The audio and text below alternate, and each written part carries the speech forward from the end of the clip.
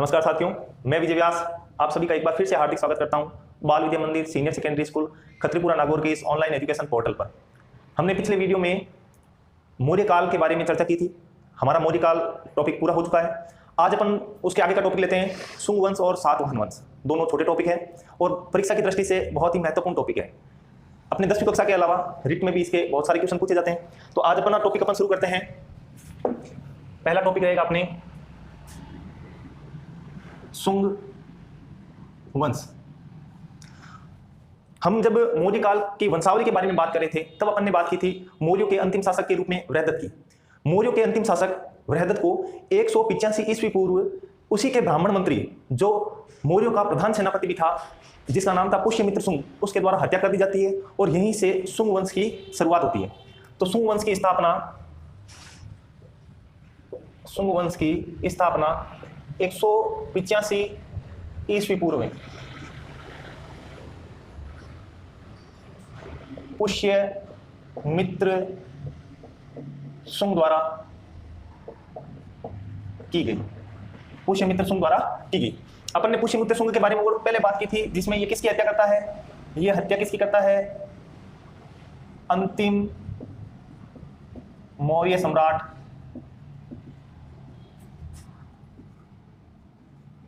वृहदत्त की हत्या करके ये पुष्यमित्र सुंग वंश की स्थापना करता है। इसके बाद में पुष्यमित्र सुंग के बारे में अपने को जो बातें याद रखनी है वो पहली है, इसने अपने काल में अश्वमेध यज्ञ करवाए। कौन से यज्ञ करवाए? अश्वमेध यज्ञ करवाए थे। कितने अश्वमेध यज्ञ करवाए थे? 2। अश्वमेध नहीं है, अश्वमेध, मेघ शब्द गलत है। अश्वमेध यज्ञ करवाए थे। कितने अश्वमेध यज्ञ करवाए थे? 2 अश्वमेध यज्ञ करवाए थे। इन अश्वमेध यज्ञों में पुष्यमित्र सुंग का जो पुरोहित था, कई बार ये प्रश्न पूछ लिया जाता है, अश्वमेध जो 2 यज्ञ करवाए थे पुष्यमित्र सुंग ने, उनका पुरोहित कौन था? तो इनका पुरोहित था पतंजलि। इनका पुरोहित कौन था? पतंजलि। अगली बात अपने को याद रखनी है, इसके प्रमुख शासक, इसके प्रमुख शासकों में हमारे को 4 नाम याद रखने। देखो कौन कौन से? अग्निमित्र, ज्येष्ठमित्र, भद्रक और देवभूति। वापस रिपीट करो, अग्निमित्र, ज्येष्ठमित्र, भद्रक और देवभूति। देवभूति इस वंश का अंतिम शासक था। इस वंश का अंतिम शासक कौन था? देवभूति। 73 ईस्वी पूर्व एक वासुदेव नामक व्यक्ति ने इसे शासन से उतार दिया। तो 73 ईस्वी पूर्व में देवभूति को वासुदेव नामक व्यक्ति ने शासन से उतार दिया। तो इसका तात्पर्य क्या होगा? ये अंतिम शासक है। एक बार मैं सुंग वंश को वापस रिवाइज कर देता हूं। सबसे पहले इसकी स्थापना 185 ईस्वी पूर्व हुई और सुंग वंश जो पुष्यमित्र सुंग था उसने अंतिम मौर्य सम्राट वृहदत्त की हत्या की और अपने सुंग वंश की स्थापना की। सुंग वंश के अंदर पुष्यमित्र सुंग जो प्रथम शासक था उसके बारे में यही बात याद रखनी है। उसने अश्वमेध यज्ञ करवाए थे। कितने अश्वमेध यज्ञ करवाए थे? 2 अश्वमेध यज्ञ करवाए थे। इन दोनों अश्वमेध यज्ञ के अंदर पुरोहित कौन था? पतंजलि पुरोहित था। उसके बाद में इसके प्रमुख शासक, 4 प्रमुख शासकों के नाम याद रखने हैं, जिसके अंदर अग्निमित्र, ज्येष्ठमित्र, भद्रक और देवभूति, ये चारों हैं। देवभूति इसका अंतिम शासक है। 73 ईस्वी पूर्व में इसको शासन से हटा दिया जाता है। कौन हटाने वाला व्यक्ति है? उसका नाम है वासुदेव। तो ये अपना टॉपिक होता है सुंग वंश का। आपके 10वीं में इतना ही आ रखा है। अगले वंश की ओर चलते हैं, वो है आपका सातवाहन वंश। देखो साथियों, सातवाहन वंश जिसका दूसरा नाम है आंध्र वंश। इसका दूसरा नाम क्या है? आंध्र वंश। सातवाहन वंश जिसका अन्य नाम या दूसरा नाम है आपके आंध्र वंश। आंध्र वंश का कारण क्या है? मैं आपको इतने जो वंश पढ़ाए ये सारे के सारे उत्तर भारत के हैं और ये जो सातवाहन वंश है वो दक्षिण भारत का राजवंश है। अपने यहां से एक नदी निकलती है, महानदी। महानदी के नीचे एक नदी आती है आपके गोदावरी, और गोदावरी के दक्षिणी भारत में एक नदी और आती है कृष्णा नदी, और सबसे अंतिम नदी आती है कावेरी नदी। ये क्रम अपन ने पहले भी देखा था। और इन 2 गोदावरी और कृष्णा नदियों के बीच का ये जो क्षेत्र है ये घाटी क्षेत्र है और इस घाटी क्षेत्र को अपन कहते हैं आंध्र क्षेत्र।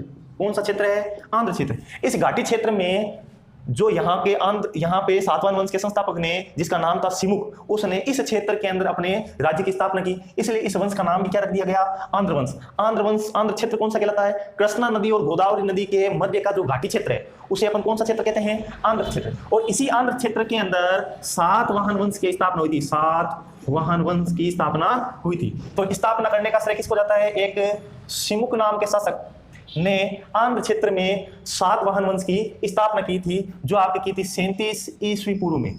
37 ईस्वी पूर्व में किसने स्थापना की है, सिमुक ने। अब सिमुक के बारे में तो केवल ये स्थापना वाला भी याद रखना है। अगले देखो, अगला प्रतापी शासक आता है सातकर्णी प्रथम।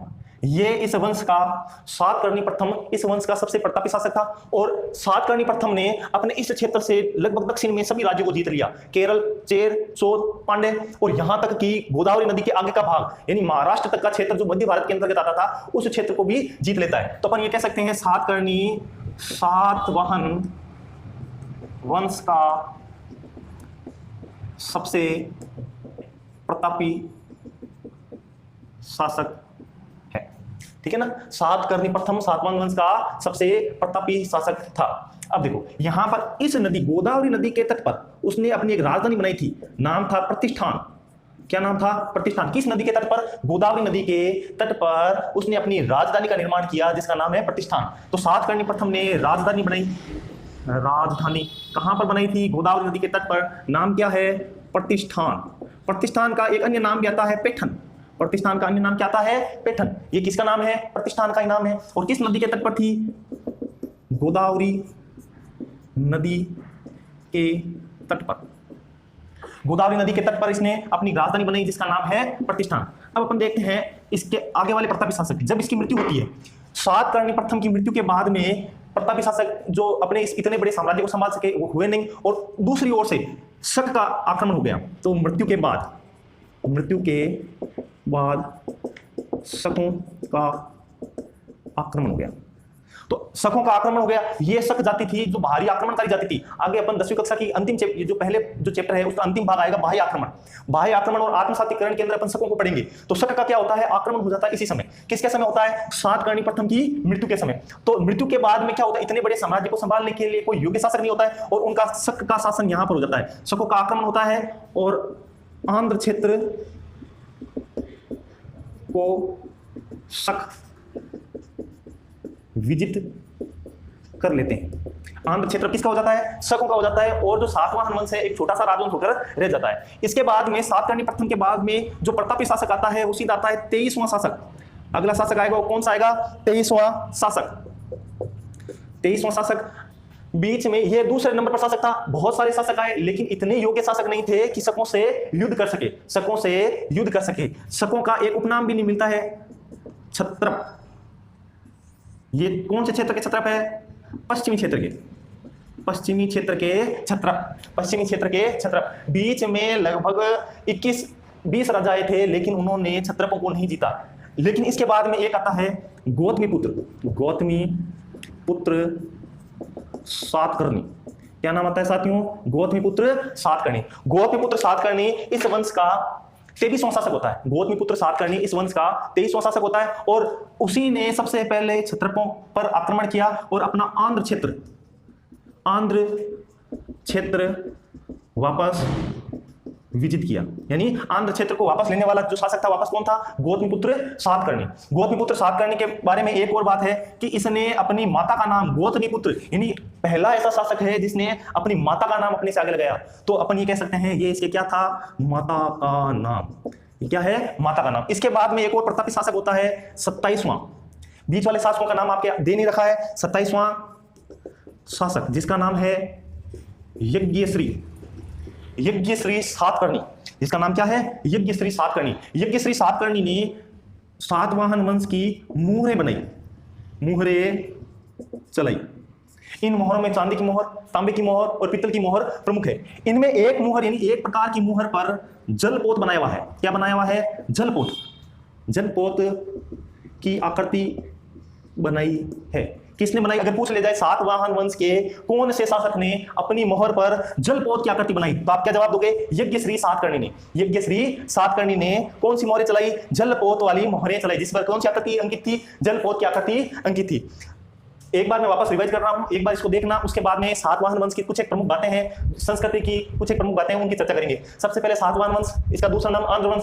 कारण क्या है? गोदावरी और कृष्णा नदी के बीच के क्षेत्र को, जो घाटी वाला क्षेत्र है, उसे आंध्र क्षेत्र कहते हैं, और ये जो वंश है वहीं पर था, इसलिए इसी को आंध्र वंश कहा गया। संस्थापक राजा का नाम क्या है? सिमुख। संस्थापक राजा का नाम क्या है? सिमुख। 37 ईस्वी पूर्व के अंदर, 37 ईस्वी पूर्व के अंदर इस वंश की स्थापना होती है। सातकर्णी वंश, सातकर्णी प्रथम इस वंश का सबसे प्रतापी शासक होता है। उसके बाद में राजधानी, ये राजधानी अगर पूछ लिया जाए सातवाहन वंश की राजधानी प्रतिष्ठान किसने बसाई थी, तो आप कहोगे सातकर्णी प्रथम ने। इसका सबसे प्रतापी शासक का नाम है सातकर्णी प्रथम। उसके बाद में अगर पूछ लिया जाए पैटर्न कहां पर है? गोदावरी नदी के तट पर। और आंध्र क्षेत्र किसे कहते हैं? आंध्र क्षेत्र कहते हैं गोदावरी नदी और कृष्णा नदी के मध्य का जो घाटी क्षेत्र है, उस क्षेत्र को क्या कहते हैं? अपन आंध्र क्षेत्र कहते हैं, और आंध्र वंश इसी के कारण नाम पड़ा है। उसके बाद में इसकी मृत्यु के बाद में शकों का आक्रमण हो जाता है। सातकर्णी प्रथम की मृत्यु के बाद में शकों का आक्रमण, शकों को आक्रमण के बाद में शक इस क्षेत्र को विजित कर लेते हैं और अपना ये जो शक थे क्षत्रप कहलाए, पश्चिमी क्षत्रप। आगे देखिए, इसका 23वां शासक आता है गौतमीपुत्र सातकर्णी। गौतमीपुत्र सातकर्णी ने वापस क्षत्रपों को हराकर अपना आंध्र क्षेत्र वापस लेता है, और उसके बाद में आता है 27वां शासक यज्ञश्री, जिसने मोहरें चलाई। उसकी सबसे प्रमुख मोहर है जलपोत की आकृति बनाई। आपको समझ में आ गया होगा।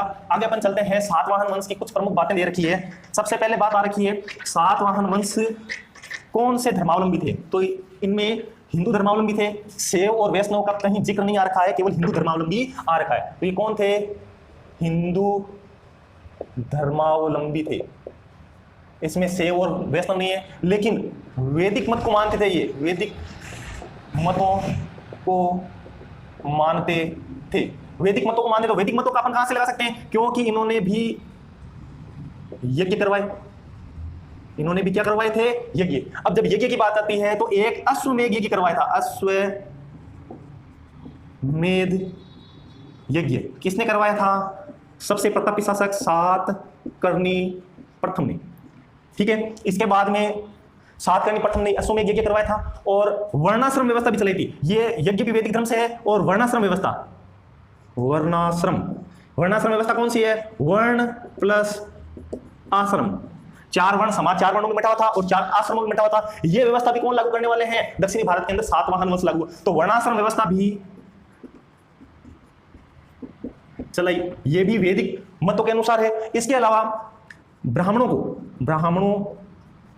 को भूमि अनुदान, ब्राह्मणों को भूमि, आपने देखा होगा कई बार जो कुछ धारावाहिक चलते हैं राजा महाराजाओं के, उसमें बताते हैं एक क्षेत्र विजित करने के बाद में ब्राह्मणों को भूमि अनुदान के रूप में दी जाती है।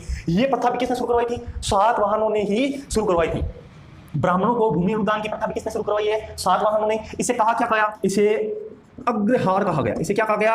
अग्रहार कहा गया। किसे? ब्राह्मणों को भूमि अनुदान देने की जो प्रथा है उसे अग्रहार के देने की, अनुदान देने की प्रथा प्रारंभ की। किसने प्रारंभ की? सातवाहन वंश के शासकों ने। और सबसे इंपॉर्टेंट, दक्कन क्षेत्र में चैत्य और विहारों का निर्माण करवाया। देखो यहां पर चैत्य और विहार ये जैन और बौद्ध धर्म से संबंधित है, तो इसका मतलब क्या हो गया? हिंदू धर्म के होने के बावजूद अन्य धर्मों को भी सम्मान देते थे। तो अगर मैं यहां पर बात करूं सबसे प्रमुख चैत्य, तो आपको याद होगा दक्कन क्षेत्र में कार्ले का क्षेत्र है। कार्ले का चैत्य किसने निर्माण कराया? कार्ले का चैत्य का सातवाहन वंश के शासकों ने। तो कौन से चैत्य का निर्माण करवाया है? कार्ले का चैत्य। इस कार्ले के चैत्य की लंबाई 40 मीटर है और चौड़ाई 15 मीटर है। तो 15 मीटर, 40 मीटर लंबे और 15 मीटर चौड़े चैत्य का निर्माण किसने कराया है? सातवाहन वंश के शासकों ने। समझ में आ गया होगा। एक बार मैं रिवाइज कर देता हूं। सबसे पहले ये हिंदू धर्मावलंबी थे। हिंदू धर्मावलंबी के बाद में वैदिक मत को मानने वाले थे। अपने को कैसे पता चलेगा वैदिक मत को मानते थे? 2 उदाहरण है, वैदिक यज्ञ करवाते थे और वर्णाश्रम व्यवस्था मानते थे। और ये दोनों जो बातें हैं, ये दोनों मत है कौन से धर्म में है? वैदिक धर्म के अंदर है। ब्राह्मणों को भूमि अनुदान यानी अग्रहार की प्रथा भी किसने प्रारंभ की थी? सातवाहन वंश के शासकों ने प्रारंभ की थी। दक्कन क्षेत्र में चैत्य और विहार का निर्माण कराया। सबसे प्रमुख चैत्य है कार्ले का चैत्य, जो 40 मीटर लंबा और 15 मीटर चौड़ा है। उम्मीद है साथियों आपको ये समझ में आ गया होगा। आपको ये वीडियो कैसा लगा कमेंट के माध्यम से मेरे को बताइए। इस वीडियो को ज़्यादा से ज़्यादा शेयर कीजिए। जो लॉकडाउन के कारण शिक्षा से वंचित रहे छात्र है, वहाँ तक भी पहुँचना चाहिए ये, जो उस बच्चे को भी फायदा मिल सके। आप स्कूल के चैनल को सब्सक्राइब कर लीजिए, जिससे आगे आने वाले सभी वीडियो का नोटिफिकेशन आपको मिलता रहे। कोरोना महामारी में आपको ये जो ऑनलाइन सुविधा मिल रही है उसका लाभ उठाइए और अन्य तक शेयर कीजिए, जिससे और भी बच्चे इसका लाभ उठा सकें। धन्यवाद साथियों।